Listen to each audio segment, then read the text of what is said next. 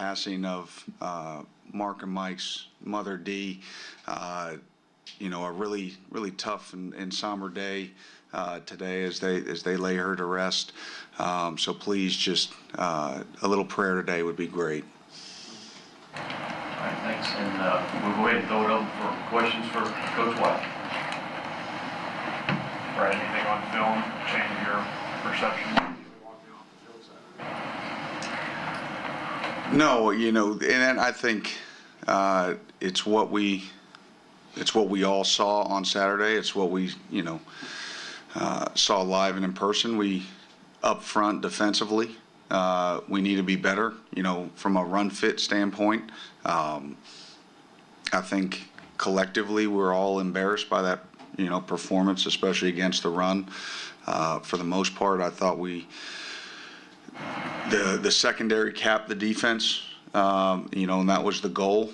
Other than one scramble play, and I thought they did a nice job. But what we didn't do is, and something that we knew they had a really good running back, but was a little bit unexpected, was to fit the run as poorly as we did. Some of the tackling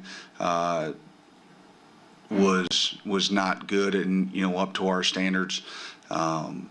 So obviously need to get that cleaned up with a really good run game this weekend.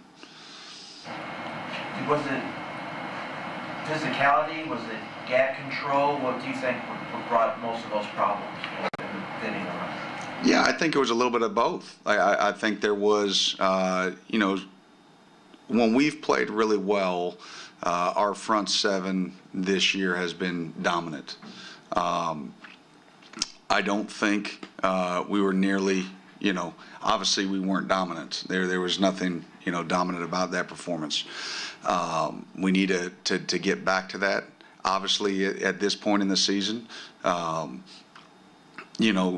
guys can get, nicks here and there, but everybody's got that.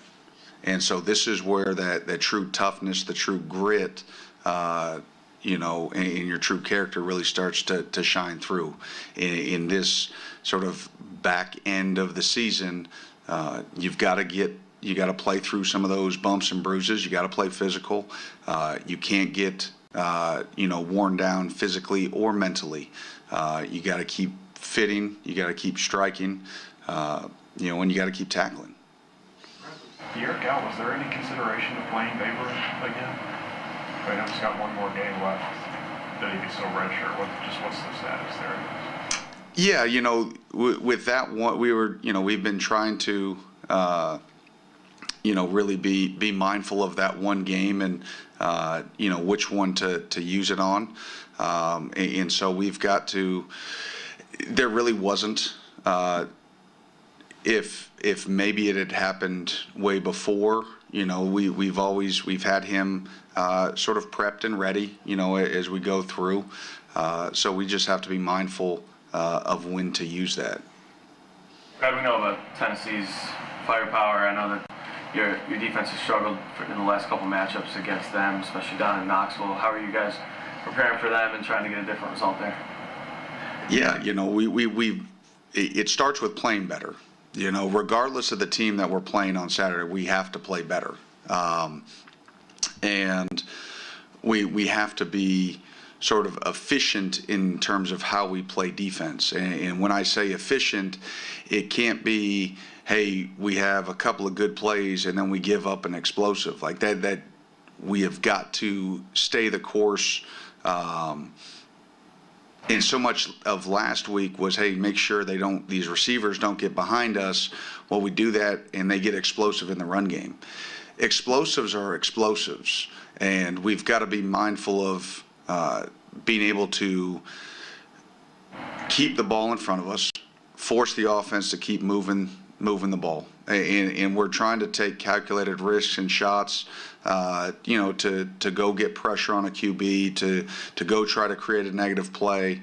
But we also have to be mindful of understanding what explosives do to the momentum of a game. And so, they've got firepower on the outside edges. I mean, obviously, Sampson as a running back is extremely, extremely talented. We saw what he did last year, in that game. So you guys are, as a unit, are getting turnovers still, and you would have had more earlier in the season if those fumbles bounced your way, but you guys are still getting a ton of turnovers. Is that kind of the key in a big road game, tough environment like that, trying to get a couple of those? Yeah, turnovers are huge. Creating shorter fields for the offense are huge. When you go on the road in a really tough environment, you've got to play really good complementary football. You've got to give the offense possessions and field position where they have a chance to be successful. We know what kind of environment it's going to be. Night game down in Knoxville, so it's going to be loud. We've got to give them opportunities, and if we can do that through turnovers, if we can do that through 3 and outs that create a punting situation that's backed up. To me, that was one of the most crucial moments of the game, and every moment has its time, but we're up 10-0 last week, and they were 3 and out, 2 and an interception, and we're about to go 3 and out again, and it's 3rd down, and we lose contain, and he's able to break the pocket on a scramble drill, get a 25-yard completion. We end up getting off the field, forcing a punt, but instead of punting from inside their own 10-yard line, they're punting close to the 50. That's a huge field position difference. That is not playing complementary football from a defensive standpoint, trying to help your offense be successful. And so those are the moments that we need to do better and capitalize on. And it's just as simple as doing our job, being fundamentally sound, understanding what we're trying to do. We're bringing a big, heavy middle pressure. Well, the only place he's going to escape is outside. So making sure we get high and outside to keep him in the middle.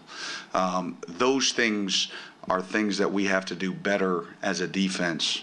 And we have to do better coaching-wise, that there's a complete understanding of what we're trying to get done on each of our plays. What have you seen from Noah and Tyrese, and what do you need to continue seeing from them in the case JJ isn't able to get out? Yeah, they need to continue to grow and execute at a high level. They both have potential. They're different style players. Noah a little bit more physical. Tyrese a little bit a little bit looser, more fluid. And so they each bring something a little bit different. They have to learn how to play to their strength, but they also just need to do it consistently. And they've each had moments where they've done things well, and they've each had moments where they've done some things that have hurt the defense on that specific play. And so we have to get those out. You mentioned complementary football. When the shoe's on the other foot, there's back-to-back weeks where you get a turnover and a favorable field position. Can it be challenging mentally for the defense if the offense isn't taking advantage of those opportunities? Honestly, if you're a mentally tough football team, the only thing that matters is the next series. It shouldn't matter the score. It shouldn't matter where the field position is. It shouldn't. If you're what you want to be as a defense, every time you step across that line, you take it as a challenge. However you got there. If you're worried about how it got there, you're worrying about the wrong thing. And so, to say momentum doesn't play a part in football or in sports is completely, that'd be to say you have complete blinders on. It does, like the momentum. But as far as going out on the field and, whatever happened after a forced turnover or this or that, like that, listen, you're worried about the wrong thing if you're too worried about that. We've got to go back out and force another one. We've got to go back out and worry about the next play, and then force it to 2nd down, force it to 3rd down, and then get off the field. And that's where our eyes, our vision need to be. Brad, what's been your assessment of J.Q. Martinez? I think JQ's played well for the most part. I think he would be the first to admit, I think there were some tackles, on some hitch plays that he should make and then he would expect himself to make. But there was also some others that you saw what we expect of him. I think of one to their sideline. They throw a hitch. He comes down, bangs it, drives it back, 4 or 5 yard. Hitch tackles aren't going to lose you a game in terms of like if you make the tackle. Hitch tackles can lose you a game if you miss the tackle, right? They can create explosives. So I think, like most guys on our defense right now, he has played winning football for a large chunk of his plays, and then there are plays like all of us, including me as a coordinator, that you'd like to have back. Generally speaking, just losses are stacking up. How do you try to keep the team morale up when you're going to play a top 10 team on the road? Yeah, I think you just have to stay focused on the task. Listen, we had this same question, right, going into Ole Miss. And it's not to, listen, if you have another opportunity to go on the field, you've got another opportunity to prove yourself. And there's no worse feeling than ending on an embarrassing loss and they give you no more games. We've got an opportunity as a defense, as a team, to go back out on the field and prove who we really are, to prove what this program's about. And you either accept that challenge or you don't. And I've got great confidence in this group that they're going to go out and they're going to practice, and they're going to practice hard, and they're going to prep, and they're going to show up on Saturday ready to go. Now, how that ends up playing out, we'll all find out on Saturday night. But they're not going to go in there wallowing. No. Yep. Thought you were done. Yep. Coach Hamdan here, ready to. Thank you.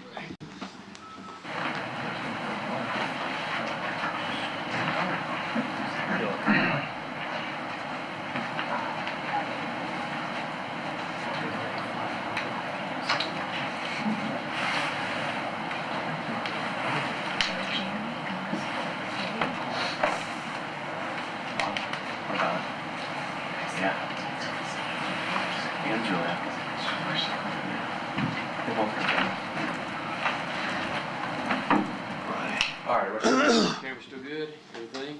Okay. All right. We'll turn it loose with the coach. Yep, I know Brad has as well, but just want to start by thoughts and prayers out to Coach's family, and know the impact that his mom has made on them, and our thoughts and prayers are with them and their whole family. So go ahead and get started. Question, Broxton. Starting quarterback, and just how do you decide who's going to play here moving forward? Yeah, we're evaluating everything today. We're getting back with those guys and want to get face-to-face with them again. I know we've addressed it. It was something we were going to do in the game. We knew we were going to do that, so both quarterbacks were aware of it, and we'll address that moving forward. No, you probably won't know until Wednesday, but expect or hope to get any of the 3 key injury guys back? We hope so. So we'll see again. As you guys know, it's day to day, and just trying to certainly see where we're at with that running back situation, particularly, and continuing with the O-line as well. So, How do you challenge the offense to continue to push forward despite the struggles and the just losses that are stacking up? It's always been a 1-0 mentality, and so as hard as that can be, it's really keep the focus, stay within the confines of what we got to get done, and a lot of times that's obviously easier said than done. But I think these players have done a tremendous job with their attitudes and coming back to work every Monday, it's no different. We got to put a plan together for Tennessee and a really good team and take that mentality. Bush, is there a common thread with some of the issues in terms of punching again from inside the 5? I think there's, consistency is always something there. I think it's a mixture. Again, I feel like with you guys, I've owned up to it. Are you just going to line up and be able to run it in here all the time? You're not, and so we've got to change that focus a little bit, throw the ball even more when we're down in those situations with the defenses we're playing and how packed they are inside. Again, we attempted to do that one time last week. And probably could have had success with, and then we tried it again at the end there. But I got to do a good job. Starts with me on putting the best scheme together to finish those drives, because that's obviously been a huge frustration for us this whole year. And we got to go execute and have that mentality when it's a yard away, 2 yards away to go get that done. How did you feel Alec Wood in his first standpoint time? Yeah, we were, I think he took huge strides against Florida. I think, like any young freshman, certainly just took him a little bit of time to get comfortable, if you will, in this last game. He's a guy we're excited about. He's got a ton of potential, ton of athleticism, and will continue to get better as he plays. Bush, if you make a quarterback decision this week, is that more about how they looked last week, or what you think the best strategy against Tennessee is going to be? Probably a little bit of both, and again, I think we're taking into account the whole thing, if you will, how they've looked all year and how we've had them. And again, in some ways last week, based off of our running back situation, impacted that a little bit. But this week will be, again, staying focused on Tennessee and what we got to do to win this game. Coach, how does your play calling change with Gavin as like a primary quarterback versus just for him coming in for Brock for a play? Like when you gave Gavin that whole second half, did your play calling change at all, and how so? You always change a bit just based off of their strengths, their weaknesses. Again, the decision to play him last week was, as you guys know, to give him a chance at being in there the whole time and have the opportunity to have the whole playbook, if you will. I think we had been putting him in there to supplement the running backs, to get some quarterback run going, trying to sneak in a throw here or there to keep the defense honest.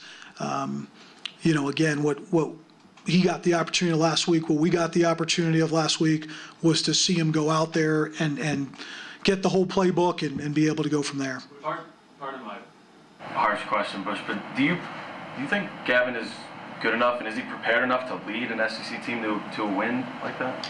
Look, we're extremely fortunate to have him. I think it's a tough question to ask that from the standpoint of anytime you're a backup or you're the number 2 guy, the limited reps you're taking week in and week out, to maybe go out there in that situation. But as we know, you got to be ready when your number's called. We think he did some good things, and we're just continuing to evaluate that. Is there any part of it of like, well, Brock went down to Ole Miss, he got a road SEC win.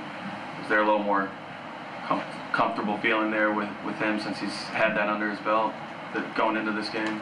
Yeah, absolutely. I mean, again, I've said it many times, Brock is extremely steady. He is never too high, never too low. He's a guy that understands what it takes to win in this conference.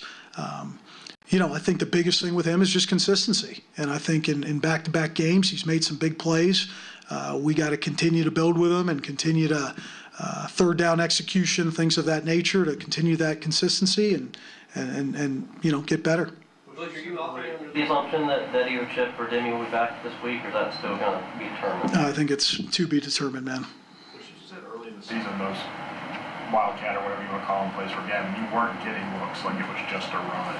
Is that still the case defensively? Because it seems like that has gotten less effective, I guess, as the year has gone on. It's not as efficient as it was. Right. I think for the most part, he's done enough, whether it be the Ohio game or recent games, that people respect his throwing ability. So it's certainly not a situation when he's in there where it's obvious throw situations for us, right? Defenses are still playing guys on the back end, taking away explosives there. But again, everything, I think the biggest thing is just, right, we know exactly where we're at right now, and we're not going to just sit there and do the same thing over and over again and expect different results. That's the offensive line, movement and the different guys we've played there, the running back situation, finding out who can create explosives. It always is going to fall on me, and I understand that in every way. And we're working to actively see who the best rotations are, what we can get done to create more consistency, to create more explosive plays, and that's what it's going to come down to. Bush, I know the plan was to get Gavin in there, but how did Rock react to just not playing at all in the second half? Fantastic. I mean, the guy is everything you want. Everybody knows that about him. He's again, it was important for me to have that discussion with him before the game, so it wasn't a surprise. And ultimately, it was whatever we got to do to win the game, I'm all in. And so there's nobody more that exemplifies what this team is about than that guy. And I very much know, going through similar situations probably in my college career, how hard that is. Like, he's going to come back in the building ready to get back to work and ready to do whatever it takes to go beat Tennessee. And so, but again, I can't say enough good things about him. Coach, obviously Dane's been incredibly consistent recently, and Barryon's made some big plays, but you don't have another receiver who has 10 catches. So what can you do to get other guys involved besides those top two? Yeah, it's never one thing or another, as you guys know. I think for us, and just our evaluation as an offense as a whole, from a protection standpoint, it's been there. We're constantly thinking about how we can do a better job of one, getting the ball out of Brock's hands faster. I think when I look back at it, that's something that's just on my mind, of how we can get the ball out of his hands quicker, and then certainly shoring those things up. Again, I think when you have a guy who's been as consistent as Dane, when you do have an explosive player like Barryon, as you know, it gets harder and harder. Who's the third guy? Who's the fourth guy to get those touches, especially in this kind of conference? And so, we feel good about those guys in that room and what we're building there. Getting those guys touches is important, but we got to make sure we're getting the ball in those other guys' hands as well. How does this Tennessee front compare to some of the other ones you faced so far this season? As good as anybody in the conference. So just top to bottom, I think defensively, these guys have game wreckers. And I think that's been the thing. We've seen pretty much every week, gone up against some of the better defensive fronts in the conference week in and week out. And we're prepared, to get ready for another one of the best in the conference this week. Pierce specifically gets a lot of draft praise. What does he do that makes him one of those NFL talents? I just think it's one of those rare combinations of length, athleticism, strength. But in some ways, it's maybe similar to the South Carolina situation where there's a ton of talk on him as it is deserved, but the guy on the other side is as good, every bit as good a player as we've seen in the country, and they play a lot of guys on that defensive front, and a lot of guys maybe don't receive as much attention, but this is an extremely talented group. Bush, how did Patterson and Wilcox play? It's all relative. I think they did a good job. I didn't think the moment was too big for them, if you will. You got to take into account the fact that these guys are freshmen who are really getting some of their first live action. And so, certainly a lot of things to be improved on, if you will, more so not necessarily with just how they ran the football, but from the standpoint of the protections and handling those things, right? There's just a lot more on the running back than just maybe what meets the eye in the run game. And so, again, we're trying to simplify it for those guys, trying to make sure they know what plays they're in for so they know exactly what they need to get done. And we're excited about their growth. Bush, is Brock maybe locking on the receivers a little too much, having trouble with progressions? Is it a matter of not a whole lot of clean pockets? Can you put your finger on them? I think that's the experience part, and in a lot of ways, especially in third down situations when the defense knows, you're in a throwing situation, and the ability for them to disguise coverage and, like you said, getting through certain progressions, and that will get better over time. I think he's in a situation where he's a mature guy. I think when you guys meet with him, he's a mature guy. You're not dealing with a freshman, but experience is experience, and he's going to continue to get better. But I would agree. I think that's something we've talked about in back-to-back weeks certainly in third down situations and fourth down situations, they're playing man or they're playing zone, and the direction it goes with based off of what they play, your progression changes, and the recognition of that's going to be critical for him to take the next step. At this point in the season, how do you balance offensive consistency, but also, like you said, switching up a couple new pieces to try to make new explosive plays and stuff like that? The question of how do you balance that? Yeah. You know, it's never perfect, right? Anytime you're in a situation where you're maybe midway through the year still trying to figure out who some of those critical pieces are, you do the best you can with it, and I think that's where we're at. And obviously you want to be in a situation where you know exactly who it is, and they've played in the system for multiple years and have that SEC experience. But we're taking one day at a time. I think that's the biggest focus, 1 week at a time. Who's going to give us the best chance to win this game? And with that being said, making sure guys are given opportunities who deserve opportunities, and go from there. You've coached in that stadium before. What kind of problems does that present, especially if you've got young guys in the backfield and at right tackle? Yeah, I think we all know. You know what I mean? It's a loud environment. This will be, I think, my third or fourth time being there on the road, and but an awesome challenge, I think, in a lot of ways for us, especially offensively. You know, it's critical. The messages, we're all we need. You know, the guys in that room, and this is why you come to Kentucky. This is why you play in the SEC.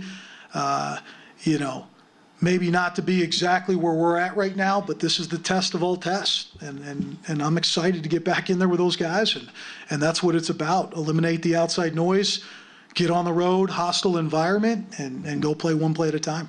Okay, folks.